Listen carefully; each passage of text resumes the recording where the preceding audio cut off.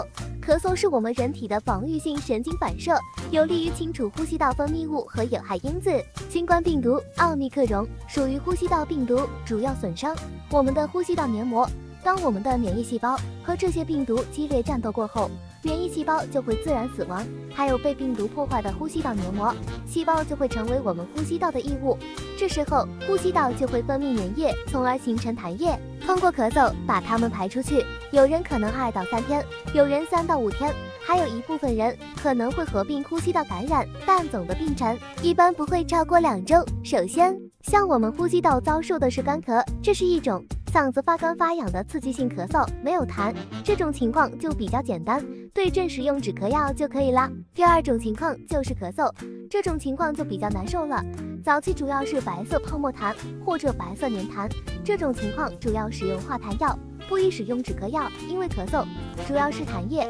刺激呼吸道所致，使用了止咳药抑制咳嗽，反而不容易使痰液咳出来。这种情况化痰排痰最有效的办法就是雾化，吸入排痰药物，直接作用于呼吸道，效果最好也最直接。第三种情况就是咳黄痰或者绿痰，这种情况就比较麻烦了，说明已经咳嗽好几天了，并且合并了细菌感染。为什么会出现感染呢？因为病毒损伤的呼吸道黏膜使其防御能力下降，细菌趁虚而入，这种情况就需要雾化排痰加口服化痰，再联合抗生素共同治疗。首先看你咳出痰的颜色，如果是黄痰，多为革兰阳性球菌感染，选择头孢菌素类效果好；如果咳的是绿痰，大概率为感染，选择左氧氟沙星片、环丙沙星片等。关注我，下期科普鼻涕酸蛋白质含